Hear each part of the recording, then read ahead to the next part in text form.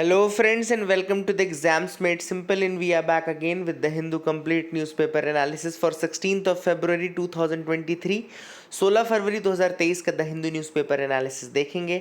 शुरू करते हैं, लेकिन सबसे पहले आपसे रिक्वेस्ट ये रहेगी कि अगर आपको कंटेंट अच्छा लगता है तो आप लाइक ज़रूर करिएगा। वीडियो शुरू करने से पहले कर दो, कोई दिक्कत नहीं है, शर्म वाली बात भी नहीं है कोई, है ना। और अगर आप पहली बार चैनल में आए तो प्लीज़ बने रहिए चैनल के साथ। आपको इससे अच्छा कंटेंट इससे कम शॉर्ट टाइम में नहीं मिलेगा। 2 घंटे 3 घंटे वीडियो मैं भी बना सकता हूँ हिंदू का, लेकिन उतनी आपको ज़रूरत नहीं है। जितनी आपको ज़रूरत है उतना ही हम आपको बनाएंगे, उतना ही हम आपको देंगे कंटेंट। स्टार्ट करते हैं सबसे पहले क्वेश्चंस के साथ, जो कि प्रीलिम्स के लिए आपके लिए इंपॉर्टेंट है। पहला सवाल आप देखिए, consider the following statements with respect to Indian Council of Historical research.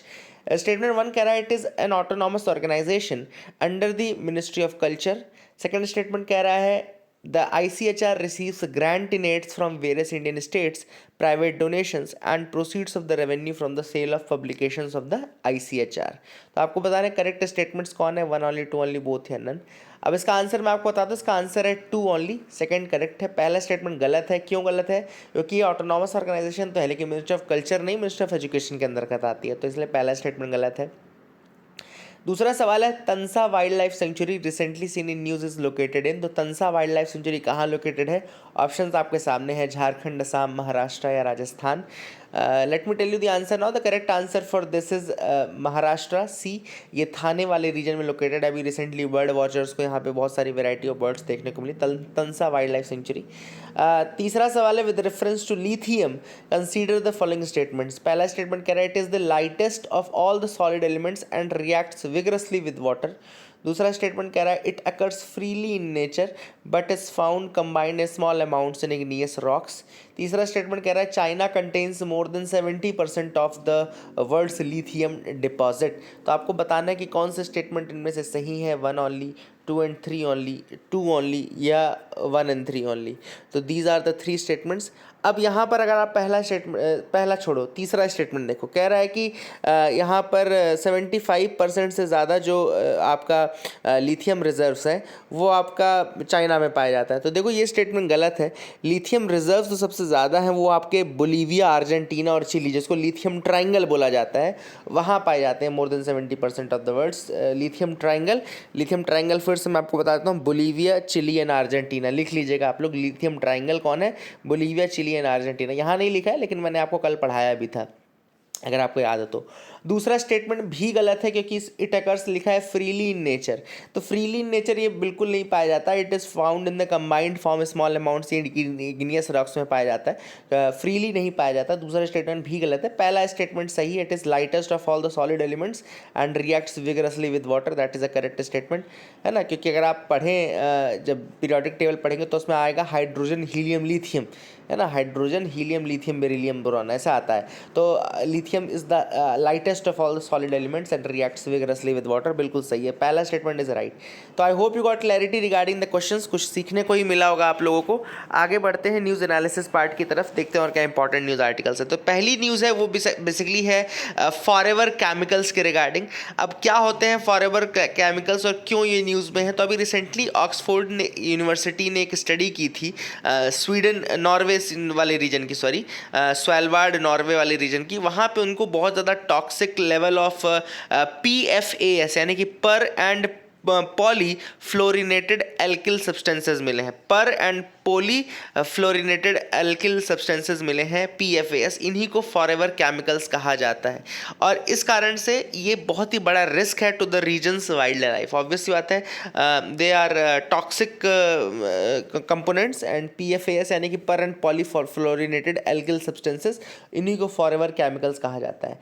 अब लगभग ये 12,000 ऐसे केमिकल्स हैं which are used basically to make thousands of consumer products resist water stains of heat. ऐसे प्रोडक्ट जो कि रेजिस्ट करते हैं वाटर को, स्ट्रेंस ऑफ हीट को, वो प्रोडक्ट बनाने के लिए इनको यूज़ किया जाता है। फॉरएवर केमिकल्स कहा जाता है क्योंकि दे डू नॉट नेचुरली ये ब्रेक डाउन नहीं होते, इसलिए इनको फॉरएवर केमिकल्स कहा जाता है।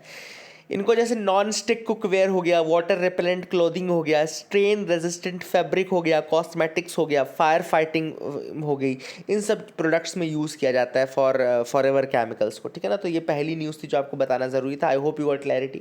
अगली न्यूज़ है डेटा एम्बेसी के रिगार्डिंग। अब ये डेटा एम्बेसी क्या होता है?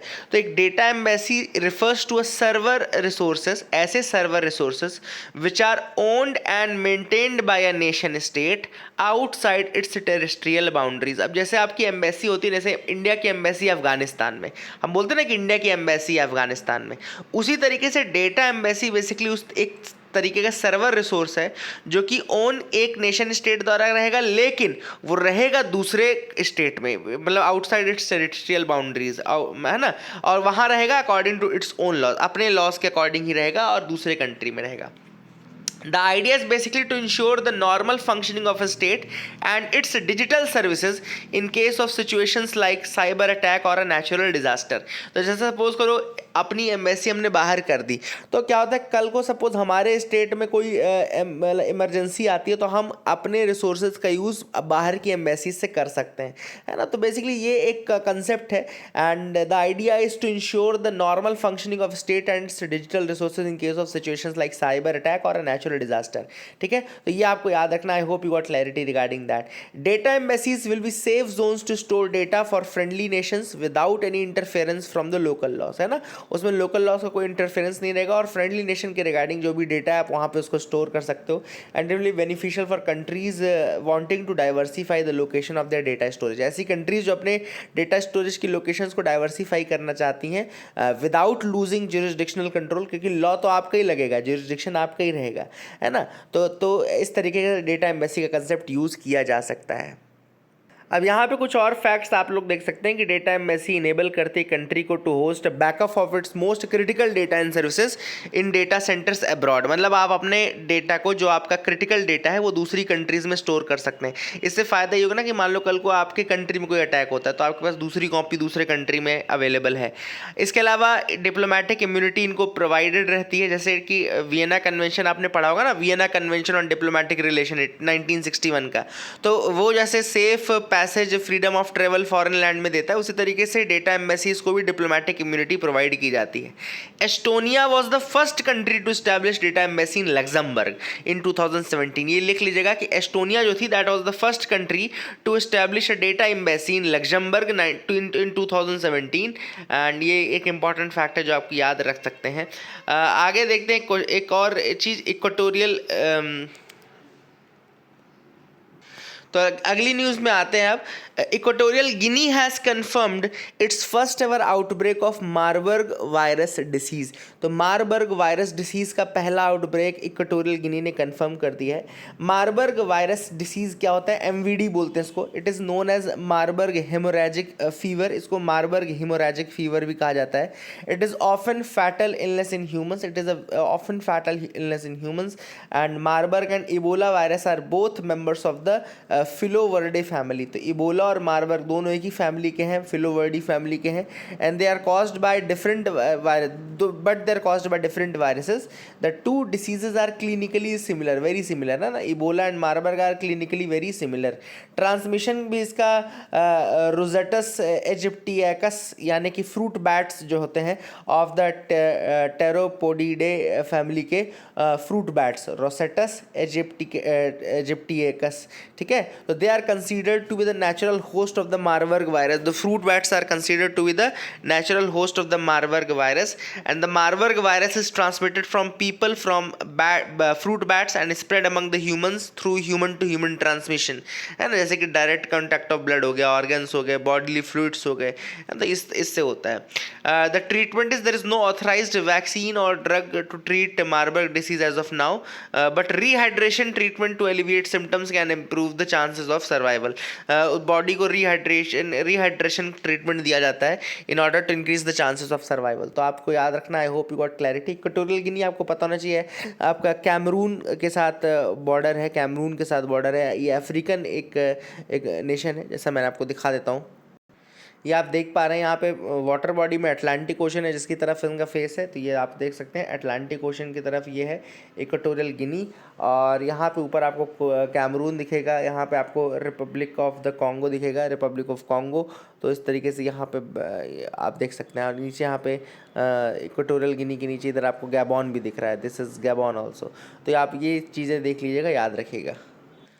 अगला देखते हैं, फ्रंट पेज की न्यूज़ है, eye on China, cabinet clears 7 ITBP battalions. तो अब कैबिनेट कमेटी ऑन सिक्योरिटी ने 7 नई आईटीबीपी बटालियंस का अप्रूवल जो दे दिया है, ठीक है ना।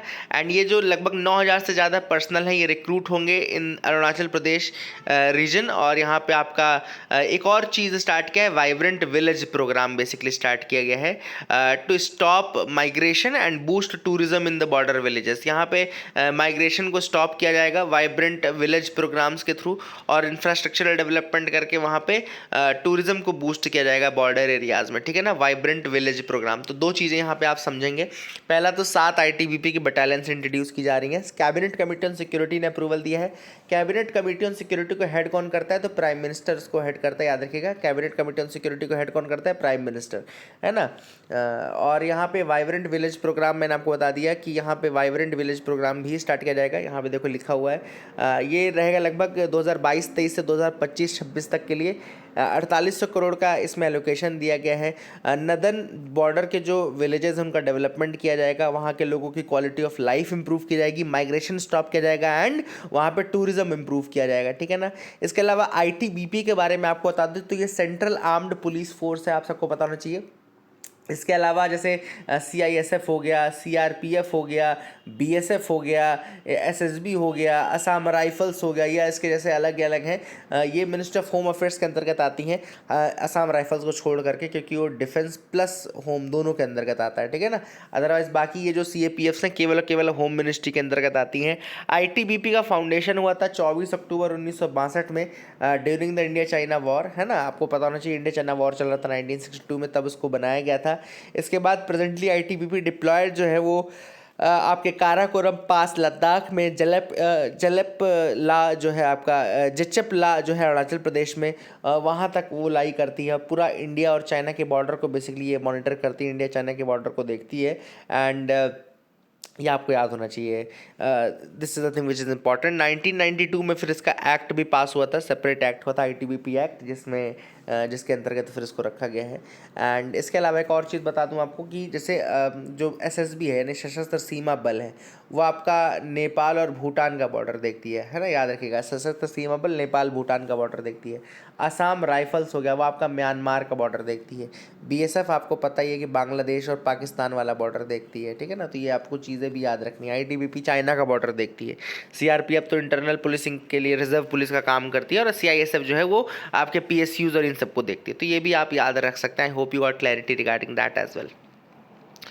आगे मूव करते हैं, देखते हैं और क्या इंपॉर्टेंट न्यूज़ आर्टिकल्स है जिनके बारे में हमको डिस्कस करना है। तो you can move head very easily with me. यहाँ पे आपको कोई ऐसी न्यूज़ नहीं मिलेगी जो आपको important exam point of view से। एडिटोरियल में केवल एक एडिटोरियल हम देखेंगे, सॉरी 2 देखेंगे शायद, हाँ 2 एडिटोरियल देखेंगे। एक जो है वो है a manifesto for tackling the silent pandemic of AMR। अब यहाँ पे बात चल रही है पैंडेमिक्स की, तो अभी रिसेंटली सबसे बड़ा पैंडेमिक हमने कोविड देखा था, लेकिन ऑथर का कहना है कि एक और कोविड के जैसा ही एक और पैंडेमिक है जो साइलेंटली बहुत लोगों को मार रहा है, वो है AMR यानी कि एंटी माइक्रोबियल रेजिस्टेंस।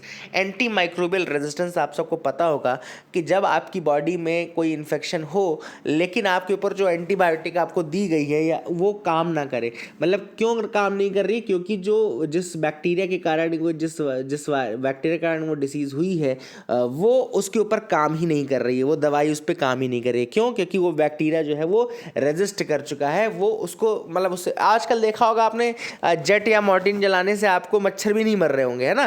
तो ये क्यों नहीं मरते? क्योंकि ये मच्छर क्या हो गए हैं, ये जेट रेजिस्टेंट हो गए हैं, ये आपके मॉर्टिन रेजिस्टेंट हो गए। उसी तरीके से बीमारियों के जो बैक्टीरिया होते हैं ना, बार बार अगर आप किसी दवाई का मिसयूज़ करोगे जब आप बीमार नहीं हो, तो जैसे कई इसलिए मना किया जाता है कि जब आप बीमार नहीं हो तो एंटीबायोटिक मत लिया करो। क्यों?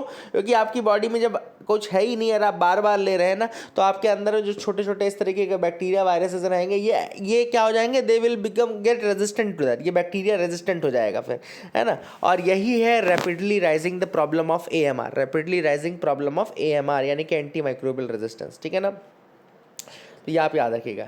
Microbial resistance to antibiotics has made it harder to treat the infection such as pneumonia, tuberculosis, blood poisoning in severe food borne diseases. तो माइक्रोबियल रेजिस्टेंस जो है एंटीबायोटिक्स के उसमें, तो बहुत सारी डिसीजेस को ट्रीट करना मुश्किल हो गया है। निमोनिया हो गई, TB हो गया, ब्लड पॉइजनिंग हो गई जिसको सेप्टिसीमिया बोलते हैं, सेप्टिसीमिया ब्लड पॉइजनिंग बोलते हैं, and severe food borne diseases हो गई, ठीक है ना। तो इनको ट्रीट करना बड़ा मुश्किल है। एंड AMR न केवल हेल्थ पे बहुत बड़ा एक कॉस्ट है, बल्कि ज़्यादा टाइम तक आपको हॉस्पिटलाइजेशन में रहना पड़ेगा, हेल्थ कॉम्प्लिकेशंस ज़्यादा होंगे, ये सारे प्रॉब्लम्स शुरू हो जाते हैं बिकॉज ऑफ द AMR के कारण ये सारी समस्याएं आपको देखनी पड़ सकती है। तो that is the thing which is important. I hope you got clarity. 2018 में रिपोर्ट आई थी OECD की, यानी कि organisation for economic cooperation and development की रिपोर्ट थी, जिसमें कहा था कि फिनोमिनल इंक्रीज होगा 2030 तक रेजिस्टेंस का, एंटी माइक्रोबियल रेजिस्टेंस का फिनोमिनल इंक्रीज 2030 तक आपको देखने को मिलेगा, है ना। और वही चीज़ हमको देखने को मिल रही है कि the world is on that track only. अब बात होगी मस्कट कॉन्फ्रेंस की। अभी रिसेंटली बड़ा इंपॉर्टेंट एक टॉपिक है मस्कट कॉन्फ्रेंस, आप लोग अपने नोट्स में भी ऐड कर लो। G20 का प्रेसिडेंट है India currently, and as a country president vulnerable to this pandemic, मतलब कि हमारी कंट्री भी AMR से काफ़ी परेशान है। इंडिया का रोल काफ़ी क्रिटिकल हो जाता है, जिसमें वो AMR के प्रति अपनी जो मतलब जो एमरजेंसी सिचुएशन है उसको हाईलाइट करे वर्ल्ड के सामने, और उसके रोकथाम के लिए कुछ ना कुछ प्रयास करे, ठीक है ना। India's commitment to the cause was evident at the third global high-level ministerial conference on antimicrobial resistance। तीसरी global high-level ministerial conference अभी recently हुई antimicrobial resistance को लेकर के, और ये हुई 24 से 25 नवंबर 2022 में, जो कि मस्कट में ऑर्गेनाइज की गई थी। याद रखिएगा, मस्कट में ऑर्गेनाइज की गई ये कॉन्फ्रेंस, एंड यहाँ लगभग 30 कंट्रीज थी जिन्होंने कि Muscat ministerial manifesto on AMR को अडॉप्ट किया। Muscat ministerial manifesto on AMR को उन्होंने क्या किया, अडॉप्ट किया। मस्कट मैनिफेस्टो जो है उसने रिकॉग्नाइज किया the need to accelerate political commitments in the implementation of one health action for controlling the spread of AMR। तो सबसे पहले तो मस्कट कॉन्फ्रेंस में ये कहा गया कि जो मतलब पॉलिटिकल कमिटमेंट है या पॉलिटिकल विल है वो होनी चाहिए for implementing one health action for controlling the spread of AMR। One health action, one health का मतलब क्या होता है, चाहे वो ह्यूमन्स हो, चाहे एनिमल्स हो, चाहे प्लांट्स हो, उन सबको एक साथ करके आप स्टडी करो, है ना। ऐसे अलग अलग स्टडी मत करो, इन सबको एक साथ करके स्टडी करो, और फिर आप देखो कि किस तरीके से AMR के स्प्रेड को आप रोक सकते हो। It also recognise the need to address the impact of AMR not only on humans but also on animals. तो इसने AMR का ये देखा कि केवल ह्यूमंस नहीं, एनिमल्स के ऊपर भी इसका है। अच्छा देखो, AMR के होने का एक बहुत बड़ा कारण ये भी है कि कई जो एंटीबायोटिक्स होते हैं ना वो जानवरों को दिए जाते हैं, एंटीबायोटिक्स जानवरों को दिए जाते हैं बहुत ज़्यादा, और बहुत ही ब्लेटेंटली इसका मिसयूज़ किया जाता है ना। पेन किलर के रूप में आप एंटीबायोटिक्स दे देते हैं, एंड जानवरों को जितना ज़्यादा आप देंगे फिर आप उन्हीं का दूध पिएंगे, जो भी है ये अलग अलग चीज़ें, तो इससे आपकी बॉडी में भी फिर एंटी माइक्रोबियल रेजिस्टेंस जो है वो डेवलप होने लगता है। तो कहीं ना कहीं वन हेल्थ की अप्रोच इसलिए भी ज़रूरी है क्योंकि ये सारे कनेक्टेड है, इंटरकनेक्टेडनेस आप देखेंगे तो, ठीक है ना। एंड वही चीज़ है कि आप जब इंटरकनेक्टेडनेस सिस्टम तरीके से पढ़ेंगे तभी आप उसको सही कर पाएंगे। India has committed to strengthen the surveillance and promoting research on newer drugs. India ने भी कमिटमेंट किया है मस्कट कॉन्फ्रेंस में कि हम सर्वेलेंस को बढ़ाएंगे, रिसर्च करेंगे, नई ड्रग्स को खोजेंगे, एंड प्राइवेट सेक्टर का इंगेजमेंट भी इंप्रूव किया जाएगा। इसके अलावा WHO का एक सिस्टम है ग्लास, लिख लीजिए आप लोग, WHO का ग्लास क्या है, global anti microbial resistance and use surveillance system, ठीक है ना। ग्लास जो है बेसिकली ये WHO का सिस्टम है जिसमें के थ्रू वो global anti microbial resistance and use of surveillance system कितना हो रहा है उसका यूज करते हैं, एंड अदर स्टैंडर्डाइज सिस्टम्स का यूज करते हैं, ठीक है। तो ग्लास याद रखिएगा, global anti microbial resistance and use surveillance system, ठीक है ना। एक और चीज़ आपको बता दूं, कॉन्फ्रेंस जो मस्कट कॉन्फ्रेंस थी उसने कहा 3 हेल्थ टारगेट्स हैं उनके, 3 हेल्थ टारगेट्स हैं। पहला है reduce the total number of antimicrobials used in agrifood system by at least 30 to 50% by 2030, यानी कि एग्रीकल्चर और फूड सिस्टम में लगभग जो भी एंटी माइक्रोबियल्स का यूज़ है वो 30 से 50% तक घटा देना है by 2030। Second, eliminate use in animals and food production for antimicrobials that are medically important for human health. ऐसे एंटीबायोटिक्स एंटी माइक्रोबियल्स जो कि ह्यूमन हेल्थ के लिए इंपॉर्टेंट है उनका यूज़ पूरी तरीके से एलिमिनेट करना है animals and food production system में, है ना। तीसरा है ensure that by 2030 at least 60% of overall antibiotic consumption in humans in the form of WHO access group of antibiotics. ठीक है ना। तो यहाँ पे कहना है कि 2030 तक कम से कम 60% जो ओवरऑल एंटीबायोटिक कंजम्पशन है ह्यूमंस में वो होना चाहिए WHO के एक्सेस ग्रुप ऑफ एंटीबायोटिक्स की लिस्ट का कंजम्पशन, ठीक है ना। तो अब और कोई एंटीबायोटिक नहीं जो WHO ने अपने एक्सेस ग्रुप ऑफ एंटीबायोटिक्स में रखा है ना, कंजम्पशन के लिए, उसी में से 60% ओवरऑल एंटीबायोटिक कंजम्पशन उसी के अंतर्गत होना चाहिए। तो ये 3 टारगेट है जो कि मस्कट कॉन्फ्रेंस ने अपने में रखा है। I hope you got clarity regarding that as well. यहाँ पे ऑथर ने कहा है कि किस तरीके से जो ये एंटी माइक्रोबियल रेजिस्टेंस बढ़ता जा रहा है, एंड ये जो मस्कट कॉन्फ्रेंस है ये वन हेल्थ को प्रमोट करेगा और इस तरीके से AMR को रोकने में मदद करेगा। ये भी चीज़ काफ़ी इंपॉर्टेंट है। एंड इसके अलावा ऑथर ने यह कहा है कि there is also an urgent need to reduce the use of antimicrobials in the agrifood system.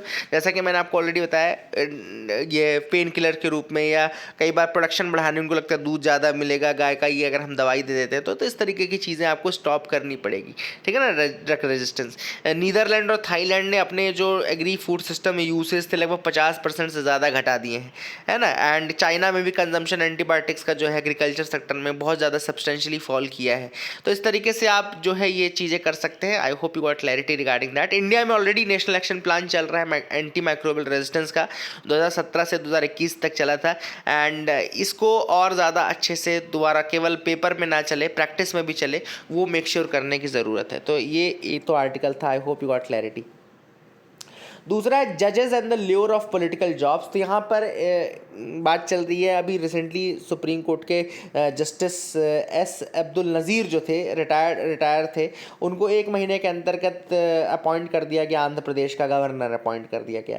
अब यहाँ पे जो ये formal chief justice Delhi high court के हैं जस्टिस AP शाह जी, उनका ये आर्टिकल लिखा गया है और उन्होंने कहा है कि ये जो चीज़ें हैं ये कोई कोइंसिडेंस नहीं होती हैं, है ना, कि आप राम मंदिर के बेंच में बैठो और आपको रिटायरमेंट के 1 महीने के अंदर आपको गवर्नर बना दिया जाए। तो इस तरीके के अपॉइंटमेंट्स हैं जो है, they signal on the part of government letting the members of the higher judiciary know that they will be suitably rewarded if they issue favourable decisions. तो यहाँ पे ये कहा जा रहा है कि जस्टिस AP शाह द्वारा कहा गया है कि ये एक तरीके का सिग्नल है for letting the members of higher judiciary know that अगर आप गवर्नमेंट के फेवर में या फेवरेबल डिसीजंस देते हैं तो you will be suitably rewarded even after your retirement, है ना। और ये जो है ये कैरेट एंड स्टिक का कैरेट है, this is the carrot that is being given to the judiciary, है ना। And it can be very corruptible in nature, and ये करप्ट कर सकता है जजेस को भी, and encourage a culture of sycophancy, है ना। It can create a culture of sycophancy as we are seeing among some जजेस in the apex court now, है ना। तो ऑथर ने वही कहा है कि एपेक्स कोर्ट में जो जजेस हैं they will be lured by this, and वो फिर फियर एंड फेवर में काम करना शुरू कर देंगे, क्योंकि उनको दिखेगा कि यार जो लोग इस तरीके का काम कर रहे हैं उनको तो गवर्नमेंट रिवार्ड दे रही है ना, इनके मतलब जाने के बाद भी। एक इम्पॉर्टेंट चीज़ जस्टिस VD तुजापुरकर ने कही थी कि इफ जजेस start sending bouquets and congratulatory letters to the political leaders on their political victory, utilising him on the assumption of high office in adulatory terms, the people's confidence in the judiciary will be shaken। तो उनका तो ये कहना था कि अगर आप congratulatory remark भी भेज देते हो किसी पॉलिटिशियन को तो that also dangles the confidence of the people on the judiciary, वो शेक कर देता है। तो ये तो बहुत बड़ा एक इशू है। और वही वाली बात है कि ये जो जुडिशरी है धीरे धीरे अब वो ऑब्वियस सी बात है, जब इस तरीके की चीज़ें मिलेगी तो किस तरीके से वो अपना प्राइड इंटैक्ट कर पाएंगे, जिस जिस फ्रीडम से वो काम करते हैं वो कैसे कर पाएंगे।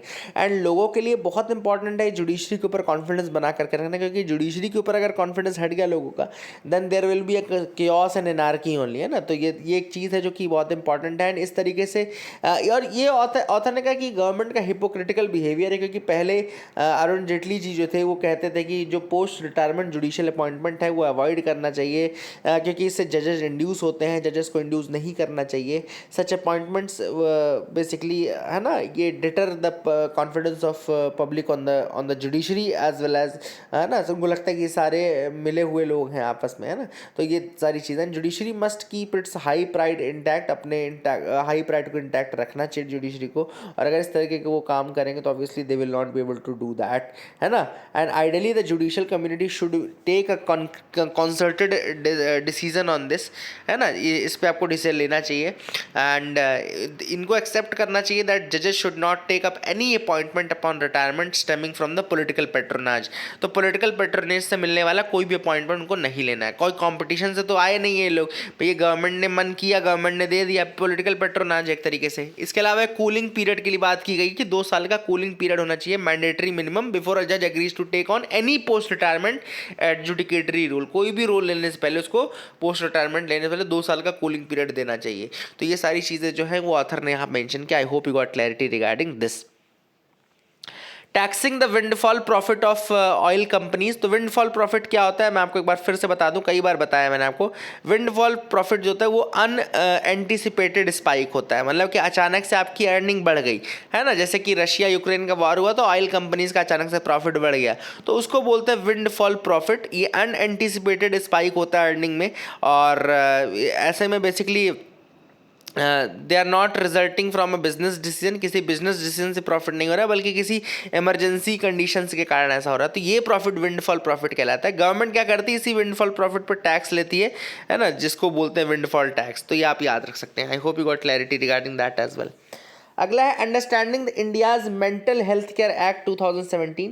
तो नेशनल ह्यूमन राइट्स कमीशन ने रिपोर्ट में फ्लैग किया है inhumane and deplorable condition of 46 government run mental health care institutions across the country. NHRC ने कहा है कि जो गवर्नमेंट के द्वारा रन किए जा रहे हैं mental health care institutions country में 46, उनकी हालत बहुत ज़्यादा खस्ता हाल है।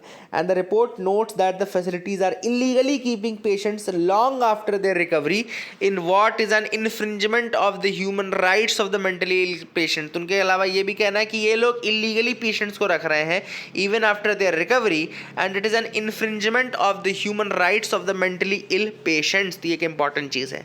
2017 का अगर आप मेंटल हेल्थ केयर एक्ट देखेंगे तो it's MHA 2017 centred the agency of individuals acknowledge their right to live as a part of community. Mental health के जो केसेस हैं उनको भी सोसाइटी में रहने का हक है, उसको चीज़ लिया गया है। एंड सेक्शन 19 जो है एक्ट का, उसमें कहा गया the government was made responsible for creating opportunities to access less restrictive options for community living such as half way homes, sheltered accommodations, rehab homes, supported accommodation. तो सेक्शन 19 जो है उनको रिहेबिलिटेट करने की बात कर रही है, और इसमें कहा है कि गवर्नमेंट को रिस्पॉन्सिबिलिटी दी गई है कि वो अपॉर्चुनिटीज़ क्रिएट करें रहने की, लेस रिस्ट्रिक्टिव ऑप्शंस बनाए, है ना। ऐसा नहीं कि जेल की तरह उनको रख दें, लेस रिस्ट्रिक्टिव ऑप्शंस बनाए। हाफ वे होम्स इनको कहा जाता है, शेल्टर्ड अकोमोडेशंस होते हैं, रिहैब होम्स होते हैं, सपोर्टेड अकोमोडेशन होते हैं। The act also discourages using physical restraints जैसे कि चेनिंग या unmodified electroconvulsive therapy and it also pushes for the right to hygiene, sanitation, food. तो एक तरीके से उनका कि फिजिकल फोर्स का यूज़ ना करो, इलेक्ट्रोकॉन्वल्सिव थेरेपी और ये सब का यूज़ ना करो, एंड जो पेशेंट है उनको right to hygiene, sanitation, food, recreation, ये सब चीज़ें प्रोवाइड करने की बात भी की गई है मेंटल हेल्थ केयर एक्ट में। मेंटल हेल्थ केयर के पेशेंट जो है they can nominate a representative for themselves, thereby potentially helping to eliminate absolute form of guardianship in favor of supported decision making। तो supported decision making के लिए representative भी nominate कर सकते हैं जो patients हैं।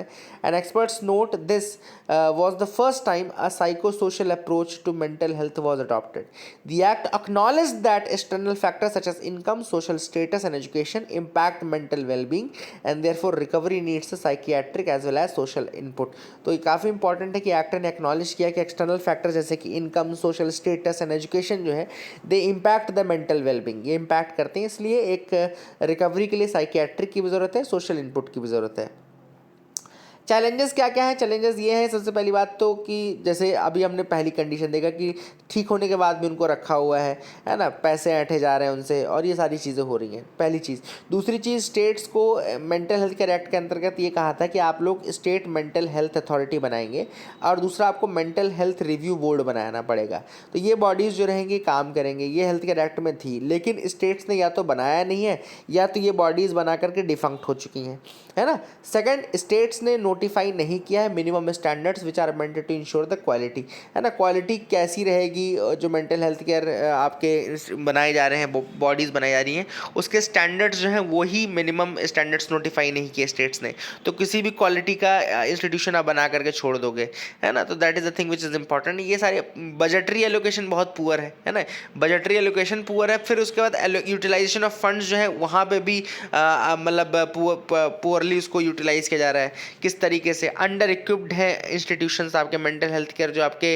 मतलब सेंटर्स हैं वो अंडर इक्विप्ड है, वो अंडर स्टाफ्ड है, प्रोफेशनल सर्विसेज वहाँ पे मिल नहीं रही है, प्रॉपर हेल्थ केयर फैसिलिटी वहाँ पे नहीं प्रोवाइड की जा रही, तो कोई कॉन्क्रीट एफर्ट नहीं दिख रहा है। तो all these things are the problems. I hope you got clarity. यहाँ पे कम्युनिटी के बारे में लिखा गया है, देखो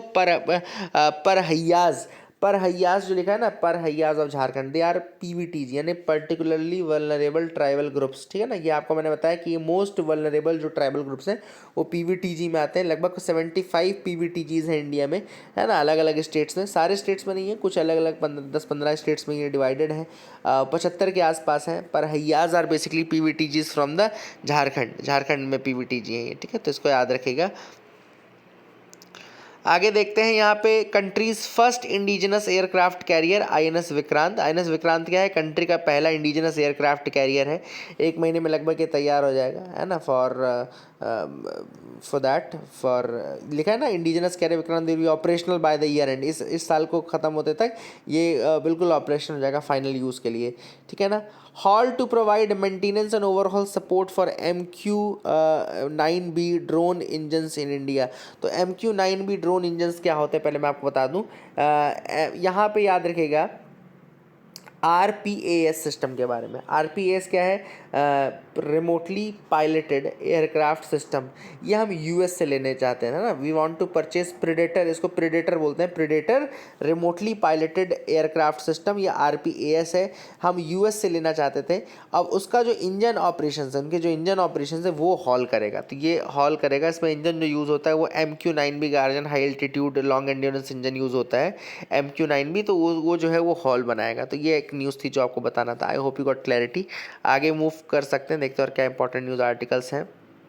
India Bangladesh to back up each other for UNSC membership. अब यूएनएससी की नॉन परमानेंट मेंबरशिप के लिए इंडिया और बांग्लादेश एक दूसरे को वो करेंगे। तो मैं आपको बता दूं यूएनएससी में टोटल 15 मेंबर हैं, जिसमें 5 तो परमानेंट है, जिसमें USA, UK, Russia, France, China है, और 10 नॉन परमानेंट मेंबर्स हैं जो कि यूनाइटेड नेशन जनरल असेंबली के द्वारा इलेक्ट किए जाते हैं, यूनाइटेड नेशन जनरल असेंबली के द्वारा। ये जो 10 नॉन परमानेंट मेंबर्स हैं ये हर 2 साल फॉर एवरी 2 ईयर्स, है ना, हर साल फॉर 2 ईयर टर्म्स सेलेक्ट किए जाते हैं। एंड 10 नॉन परमानेंट मेंबर्स जो हैं वो डिवाइडेड रहते हैं। 5 सीट्स अफ्रीका को जाती हैं एंड एशियन कंट्रीज़ को, है ना, 3 for Africa, 2 for Asia, 1 for eastern Europe countries, 2 for Latin America and Caribbean countries and remaining 2 for the western Europe and other countries, ठीक है ना। तो ये आप याद रखिएगा, 10 कंट्रीज़ का इस तरीके का डिवीजन है। I hope you got clarity. India का जो 21-22 का नॉन परमानेंट मेंबरशिप है वो यूएनएससी में वो एंड हो गया दिसंबर लास्ट ईयर में, है ना। आगे मूव करते हैं, देखते हैं क्या इंपॉर्टेंट न्यूज़ आर्टिकल्स हैं। यहाँ तो न्यूज़ कोई नहीं दिख रही है, सो आप भी बिल्कुल निश्चिंत हो जाइए। तो that is it for the day friends. I hope you like the video. Please do like share subscribe. Keep loving us, keep sharing us. Thank you and have a nice day.